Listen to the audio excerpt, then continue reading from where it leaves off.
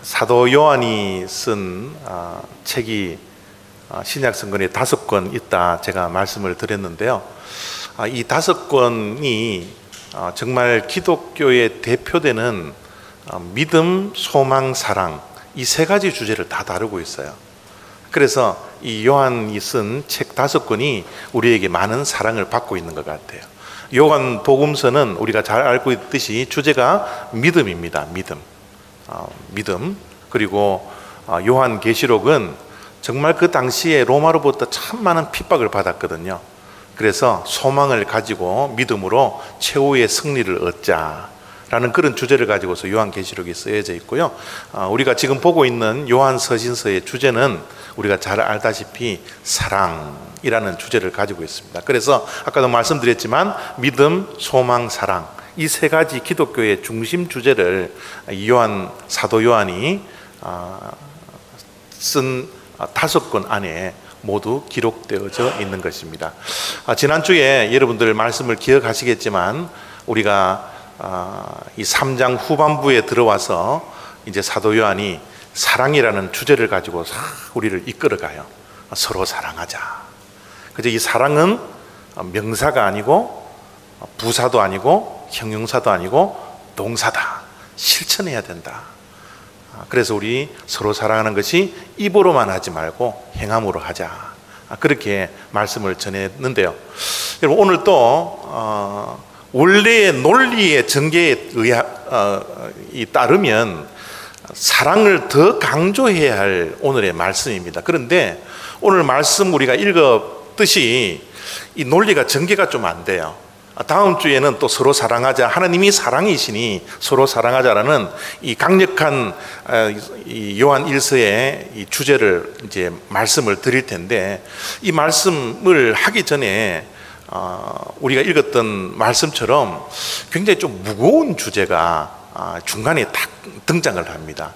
우리가 말씀을 읽어보면 많은 거짓 선지자, 또 적 그리스도의 영, 미혹의 영, 이런 이단의 문제를 이렇게 내세우고 있는 거예요. 그래서 이 말씀을 읽기가 사랑하면 뭔가 이 사랑으로 쭉 이렇게 밀고 가야 되는데, 사랑 이야기했다가 이단 문제 이야기했다가 또다시 사랑으로 옮겨가기 때문에 이 요한 1서가 이 4장에 들어와서 뭔가 읽는데 좀 불편함이 있는 그런 본문 말씀이 오늘 우리가 다루어야 할 말씀입니다. 왜 사도 요한이 사랑 이야기를 하다가 왜 이단 문제를 이렇게 언급을 할까? 왜 우리가 논리가 이렇게 앞으로 나갈 수 없게 왜 이렇게 이단의 문제를 가지고서 논리를 차단을 시켜버렸을까? 여기에 대한 궁금증이 제가 말씀을 준비하면서 생겼어요. 그래서 어제 지난주에 말씀드렸던 것처럼 우리가 서로 사랑하고 원수까지 사랑해야 할 우리들, 그 사랑이 모든 자를 받아들여야 되고 모든 자를 사랑해야만 하는가라는 이 질문이 우리들이 생길 수가 있습니다. 이 사도 요한은 그러지 않다라고 지금 말씀을 하고 있어요. 지금 논리의 전개를 차단시켜 나간 것이 아니라 논리를 어떻게 보면 부연 설명하고 있는지도 몰라요. 3장에 나와 있는 서로 사랑하라는 주제를 우리에게 이끌고 나가서, 그렇다면 우리가 서로 사랑을 해야 되는데, 원수까지 사랑을 해야 되는데, 사랑을 실천하는 행함이 있는 사랑을 해야 되는데, 그러면 이 세상의 모든 사람들을 다 받아들이고 그들까지도 사랑을 해야 되는가? 사도 요한의 결론은 그렇지 않다라는 거예요. 누구를 교회에서 받아들일 수 없어요? 이단들을. 그래서 오늘 말씀 속에 1장 속에 1절 속에 이렇게 말씀을 하고 있습니다. 사랑하는 자들아, 영을 다 믿지 말고 오직 영들이 하나님께 속하였나 분별하라. 많은 거짓 선지자가 세상에 나왔습니다.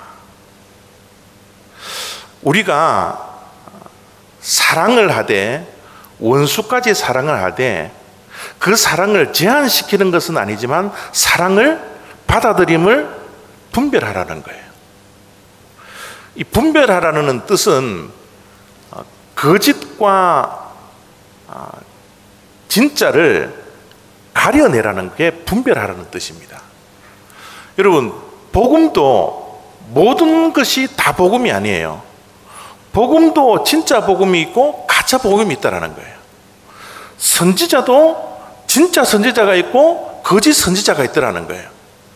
사랑도 진짜 사랑이 있고 가짜 사랑이 있다. 이것을 여러분 분별하십시오. 그리고 우리가 모두 서로 사랑하되 원수까지 사랑해야 합니다.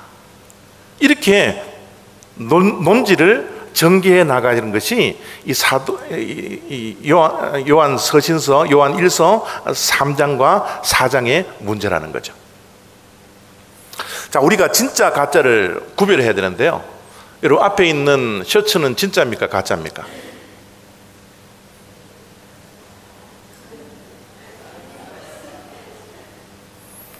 앞에 있는 셔츠가 진짜예요 가짜예요?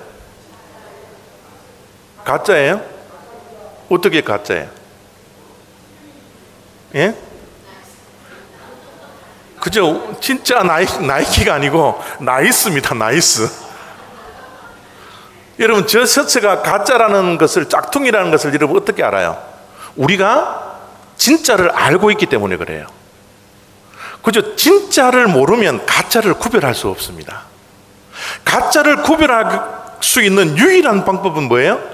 진짜를 알아야 된다는 겁니다. 우리가 가짜 선지자를 구별하기 위해서는 진짜 선지자를 구별해야 돼요. 가짜 복음을 구별하기 위해서는 진짜 복음을 구별할 수 있어야 됩니다.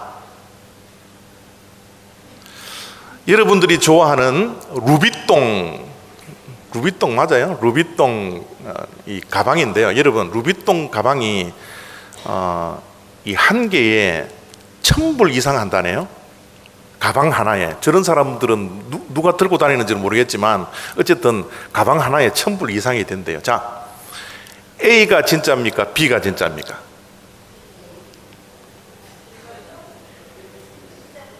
예? A가 진짜예요? B가 진짜예요? 다 가짜다? 다 가짜도 나오고요. 다 진짜는 안 나와요? 예? 예? 여러분, 어떤 게 진짜예요? 어떻게 구별하세요? 진짜와 가짜를 어떻게 구별할 줄 아세요? 그냥 겐또 치신 거예요? 이 설교 중에 겐또라는 말을 안 되는데, 예, 어쨌든 여러분들 찍으신 겁니까? 자, 저 루비통 가방이 A가 진짜인지 B가 진짜인지를 구별하기 위해서는 비가 와봐야 안 돼요. 비 올 때 머리에 비를 맞을까 걱정이 되어서 가방을 머리에 쓰면 그 가방은 가짜고요. 비가 올 때 이게 진짜면 어떻게 해요? 너무너무 아까우니까 가슴에 품고 뛰어다니면 그게 진짜라고 그렇게 이야기해요. 여러분, 육안으로 보면 구별을 못합니다. 또 우리가 루비통이라는 가방을 흔히 접하지 못하고 사본 경험들이 없기 때문에 진짜 가짜를 구별하지 못해요. 여러분, 그러나 저런 진짜 가짜를 구별하지 못하고 또 설령 속아서 산다 한들 큰 돈이지만 1,000불, 2,000불 그 정도 손해보면 그만입니다. 또 기분 정도 며칠 동안 속았다고 해서 기분 나빠버리면 그만이에요. 그런데 믿음은 속으면 안 된다는 거예요. 복음은 속으면 안 된다는 거예요. 왜요? 이것은 영혼을 좌지우지하기 때문에 그래요. 2,000불, 3,000불, 10,000불이라 한다 한들 여러분, 우리 너무 큰 돈이지만 손해보면 그것으로 끝장이에요. 그런데 우리의 믿음을 넘어뜨리고 무너뜨리게 하는 이단은 진짜인지 가짜인지 분명히 구별할 수 있어야 합니다. 여러분, 이 기독교 역사를 우리가 가만히 들여다보면요, 외부에서 핍박이 강해지면 강해질수록 우리의 믿음은 더욱더 강해졌습니다. 로마가 아무리 우리 기독교를 핍박하고 환란의 사자굴에 집어넣는다 한들 우리의 믿음은 무너지지 않았어요. 정말 잡초처럼 살아났던 것이 기독교 믿음입니다. 그런데요, 기독교 역사를 가만히 들여다보면 교회가 무너지고 참 걷잡을 수 없는 회복의 단계로 가지 못했던 위험 속에 빠질 수 있었던 그 단계는 교회에 이단이 들어왔을 때예요. 핍박이 강해지면 강해질수록 믿음이 더욱더 강해졌던 기독교도 그 내부에 잘못된 복음, 이단이 들어옴으로 말미암아 교회가 위험에 빠지고 신앙이 무너질 때가 너무너무 많았더라는 거예요. 특별히 교회 안에 교리가 형성이 되지 않고 교회에 신앙이 자리를 잡기 전에 영지주의라는 이 이단이 생겼습니다. 이 영지주의라는 것은 영어로는 나스티시즘이라는 이 단어를 쓰는데, 이 나스티시즘이, 이 영지주의가 기독교 역사에 있어서 얼마나 많은 문제를 야기시켰던 것은 우리가 기독교 역사책을 보면 얼마든지 발견할 수 있어요. 그만큼 초대교회에 초기 기독교에 있어서 굉장히 위험을 가했던, 위험스러웠던 것이 영지주의라는 이단이었습니다. 이 영지주의는 아주 간단해요. 영은 선이고 육은 악이라는 겁니다. 하나님이신 예수, 선이신 하나님이 어떻게 악의 몸을 입고 오느냐는 거예요. 이거는 아니라는 거예요. 그럴 수가 없다라는 겁니다. 우리의 육은 악하기 때문에 선이 악으로 들어올 수가 없다라는 거예요. 그래서 기독교가 말씀하는 성육신의 교리를 반박을 하고 났습니다. 만약 예수님이 하나님이 아니었더라면 우리의 신앙에 십자가의 죽음이 있을 수가 없어요. 또 예수님께서 육신을 입고 육신으로 부활을 하신 그 제 두 번째 하나님이 아니라면, 성자 하나님이 아니라면 부활이 있을 수가 없어져 버리는 겁니다. 그래서 영지주의가 교회에 살그머니 들어와서 전파하기는 예수님은 하나님이 아니라 이 땅에 오신 나사렛에 살았던 단 사람에 불과한 사람입니다. 그런데 그 사람은 뭐예요? 정말 도덕적으로 완벽했고 가르치는 것을 보면 도덕으로 정말 뛰어난 사람이고, 그래서 그 사람은 성인의 한 사람임에 불과한 것이지 그 사람은 하나님이 아닙니다. 그래서 기독교를 생명의 종교로 인도하기보다는 어떻게 해요? 도덕 종교로.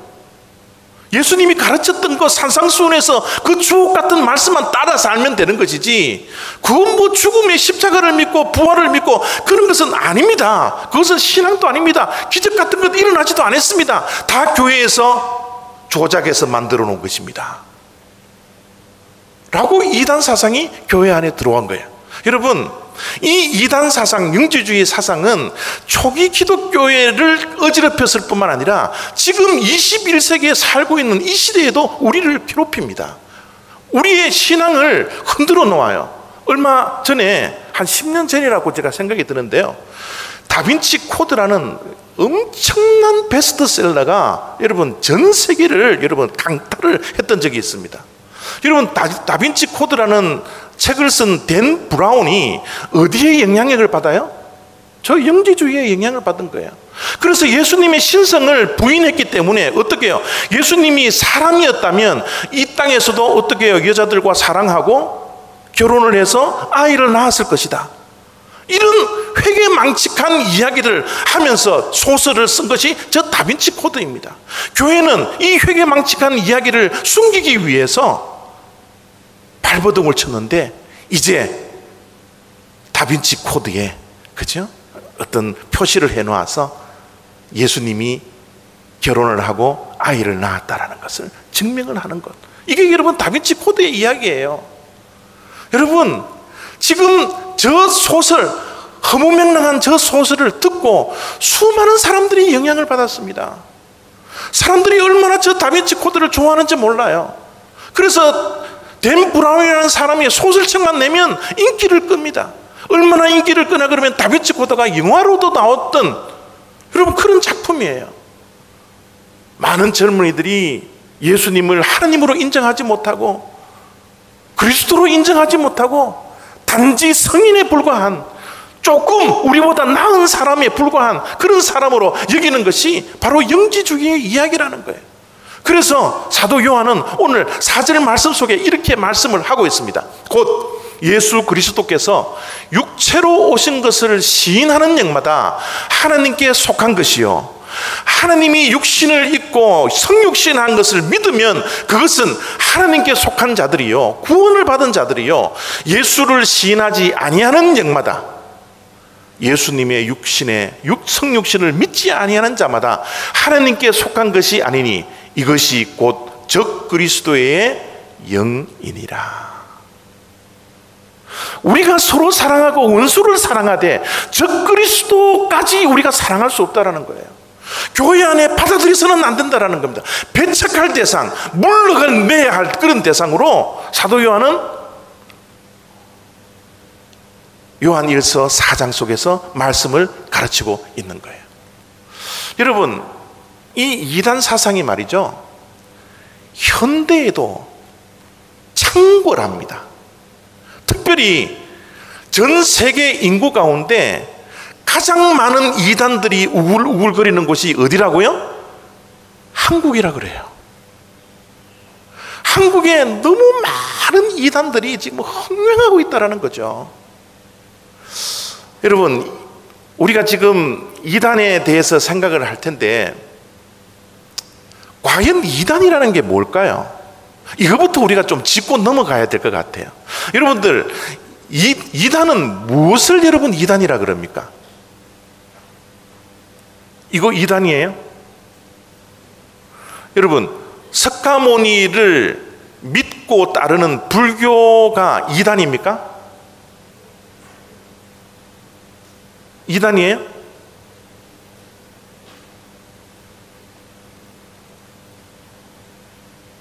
이 파워가 없는데. 예. 여러분, 여호와의 증인이 이단이에요? 여호와의 이단이 증인이에요? 여호와의 증인이 이단이에요? 불교가 이단이에요? 여러분, 이단을 어떻게 구별하세요? 여러분, 여호와의 증인하면 다 지금 이단이라 그러시고요, 불교 그러니까 이단 같기도 하고 아닌 것 같기도 하고, 이거 대답 잘못하다가 또 큰일 날 것 같기도 하고. 여러분, 왜 왕설해요?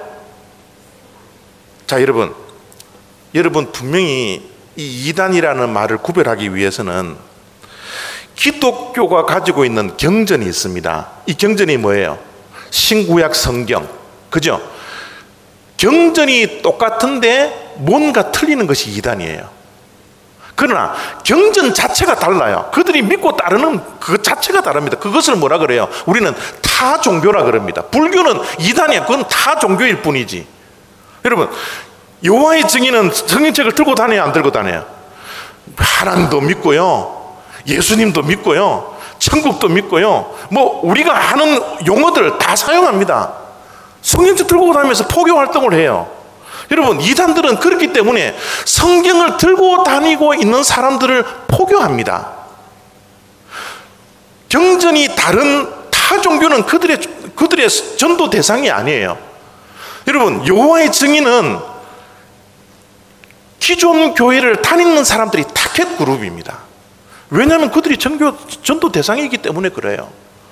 여러분, 이단들의 전도 대상은 불신자가 아니라 누구요? 우리예요. 저와 여러분이에요. 믿는 기존 성도. 그래서 이게 더 위험하다는 거예요. 여러분, 한국에 이 신천지라는 이단이 들어와서 지금 한국 교회를 발칵 뒤집어 놓았습니다. 얼마나 뒤집어 놓았나 그러면, 한국 개신교가 점점 하락세를 가져서 점점 숫자가 줄어듦에도 불구하고 이 신천지는 점점점 증가되고 있습니다. 어떤 혹자는 1년에 개신교회에서 기독교에서 신천지로 옮겨가는 사람들이 1년에 최소한 10,000명이라고 추산을 내고 있습니다. 몇 년만 지나면 한국의 기독교 인구들이 어떻게 해요? 다 신천지 교인이 되는 거예요. 그만큼 지금 위험합니다. 지금 한국에 활동하고 있는 신천지의 추수꾼이라는 이 전도자들이 이 미주에 400명을 파송을 해서 남가주에 400명이 지금 활동을 하고 있대요. 이 400명을 이단 연구소에서 다 이름들을 이제 발표를 해서 이제 인터넷에 다 올렸는데요. 여러분, 이 추수꾼들에 붙들리면 이 추수꾼들이 이야기하는 것은 기존 기독교인들 30분만 자기네들하고 이야기를 하면 10명 중 9명을 미혹시킬 수 있다, 신천지로 옮겨갈 수 있다라고 장담을 하는 사람들입니다. 저는 저 영상을 보면서 너무 충격적이에요. 너무 무섭고요. 저들이 얼마나 무서운지 아세요? 가정을 파괴시키고 사회를 파괴시킵니다. 여러분, 지금 저 동영상이 제작된 것이 기독교 방송국에서 제작한 게 아니에요. MBC 방송에서 제작을 했습니다. 뭐를 시사합니까? 사회적으로도 기독교의 이단이 지금 큰 문제를 일으키고 있다는 거예요. 큰 문제를 일으킬 뿐만 아니라 저기에 빠져 있는 사람들은 여러분, 형제, 자매, 부모, 여러분, 그거 뭐 깨버리는 것 아무것도 아니에요.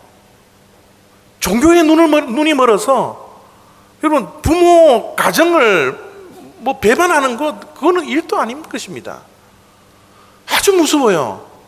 아까도 말씀드렸지만 저 마이크 든 사람들이 추수꾼들인데, 여러분, 추수꾼들이 어떻게 해요? LA 지역에 400명이나 파송되어져 있습니다.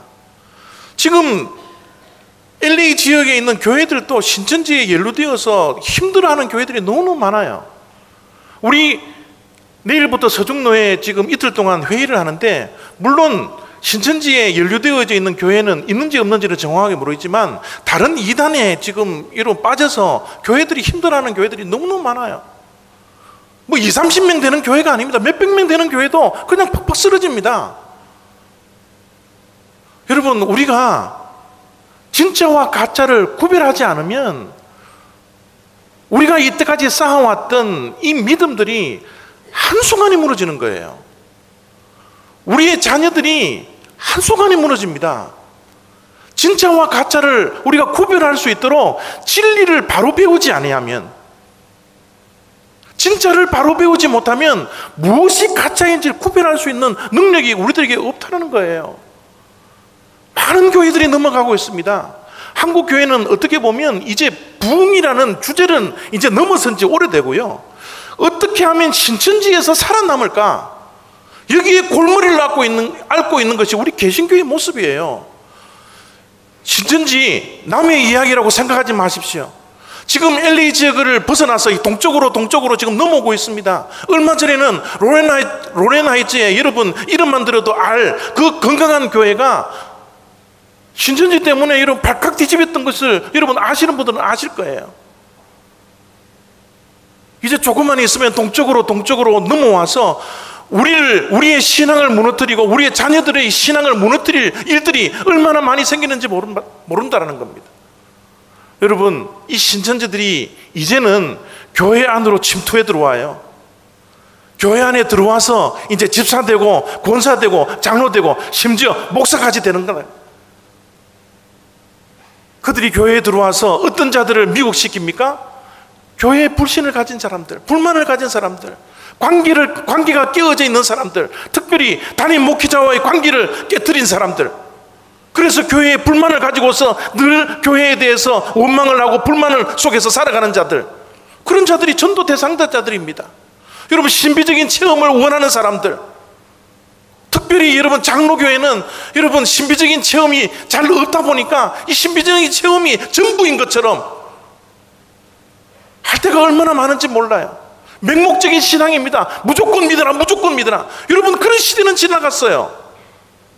여러분, 무조건 믿으라 그랬다가 여러분 추수꾼들에게 걸려서 그 이만인가 여러분 뭐 육신이 영원히 산다라고 그 무조건 믿어버렸던 그 사람들 한번 보십시오.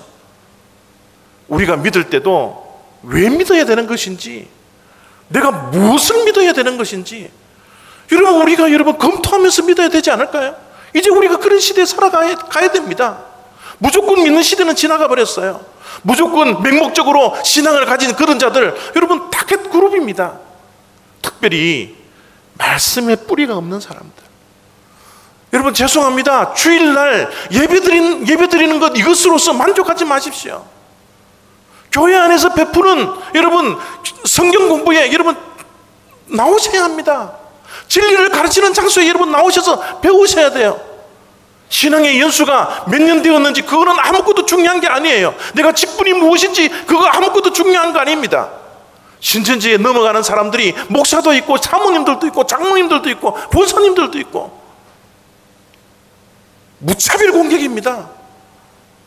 우리가 말씀에 뿌리를 내리지 아니하고 진리에 서지 아니하고서는 여러분 이단의 영을 우리가 미혹하는 영을 구별할 수가 없는 거예요. 그래서 사도 요한이 오늘 말씀의 결론을 이렇게 내리고 있습니다. 진리의 영과 미혹의 영을 이로써 아느니라. 여러분 진리의 영, 미혹의 영을 우리가 어떻게 구별해요? 가짜를 어떻게 구별합니까? 미혹을 어떻게 구별합니까? 진리를 알 때, 참을 알 때 거짓을 구별할 수 있는 거예요. 미혹의 영을 구별할 수 있는 것은 진리의 영이 우리들에게 있어야 합니다. 그 진리의 영이 무엇입니까? 진리가 무엇이에요? 말씀이잖아요. 말씀을 생활하셔야 됩니다. 말씀을 실천하셔야 됩니다. 말씀을 붙들고 하루하루를 사셔야 돼요. 그러지 않으면 이 세상에서 미혹의 영을 우리가 가만두지 않습니다. 우리가 안전하다고 생각하지 마십시오. 올리브 교회가 안전하다고 생각하지 마십시오. 미혹의 영은 지금도 우리를 타겟그룹으로 삼을지도 몰라요. 언젠가는 이 미혹의 영들이 우리들에게 들어올지 모른다라는 겁니다. 우리가 예비해야 합니다. 우리가 준비해야 합니다. 우리의 믿음의 실력이 쌓아져야 합니다. 특별히 말씀의 실력이 쌓아져야 해요. 우리 올리브 교회는 말씀이 뿌리를 내리는 교회가 되어지기를 원합니다. 말씀이 전파되고 말씀이 선포되는 자리, 성경 공부를 하는 자리가 정말 미어지는 그런 일들이 일어나지기를 원합니다. 주일 예배 드린다고 안전하다고 생각하지 마십시오. 성경 공부에 참여하십시오. 적극적으로 참여하십시오. 그거 못하면 집에서라도 말씀을 하루에 5장이라도 3장이라도 읽으십시오. 말씀에 붙들리지 않으면 우리는 미혹의 영이 지겹지고 맙니다. 이단들은 내가 이단이라고 덤벼들지 않아요. 말씀으로 교묘하게 우리에게 다가옵니다. 성경 공부하자고 다가옵니다. 우리 좋은 성경 공부, 참 탁월한 성경 공부를 하는 데가 있다고 한번 가보자고 우리를 유혹합니다. 여러분, 교회 안에서 담임 목사가 허락하지 않는 모든 성경 공부는 지양하십시오. 만약에 그런 곳에 누군가가 오라고 하면 신고하십시오. 말하십시오. 그곳에 가도 되는지. 여러분, 신비한 것들 너무 체험하려고 생각하지 마십시오. 하나님이 우리에게 말씀으로 구원해 주었다라는 그 믿음만 가진 것이 기적 가운데 기적이에요. 말씀을 실천하고 순종하고 살아가는 것이 기적 가운데 기적입니다. 믿을 수 없었던 그 예수 그리스도의 십자가와 부활을 믿는다는 그 자체가 여러분 이미 우리는 기적의 주인공들입니다. 더 이상 무엇을 여러분 체험하기를 원하세요? 하나님의 말씀 속에 모든 것이 다 있습니다. 하나님의 말씀이 진리입니다. 이 진리를 붙들지 않고 진리의 영을 받지 않고서는 미혹의 영을 구별할 수 없다는 사실을 여러분 기억하시기를 바랍니다. 매일매일 말씀을 붙드십시오. 말씀에 사로잡혀야 됩니다. 말씀이 고파야 됩니다. 매일매일 말씀을 보고 읽지 않고서는 배가 고파서 영적인 배고픔으로 하루하루를 사셔야 돼요. 우리 기독교는 말씀 위에 서야 합니다. 천주교에서 기독교를 개혁했던 마틴 루터도 슬로건을 내세운 게 뭡니까? 오직 성경으로 돌아가자는 거예요. 말씀으로 돌아가자는, 그곳에 진리가 있다는 사실입니다. 우리 사랑하는 성도 여러분, 말씀을 가까이 하십시오. 말씀을 사모하십시오. 말씀이 진리임을 여러분 분명히 믿고 따르십시오. 순종하십시오. 그럴 때 우리의 미혹의 영이 우리에게 다가오지 못하는 거예요. 승리하지 못하는 거예요. 여러분, 자녀들에게 말씀을 읽히십시오. 자녀들이 말씀을 읽을 수 있도록 도와주십시오. 우리의 자녀들도 미혹의 영에 넘어가지 아니하도록 말씀을 붙들고 살아갈 수 있는 그런 자녀들이 될 수 있도록 여러분 자녀들을 위해서 기도하십시오. 우리 교회를 위해서 기도하십시오. 말씀의 뿌리가 내려질 수 있도록 최선을 다할 수 있는 저와 여러분, 우리 올리브 장로교회 다 되시기를 부탁드립니다.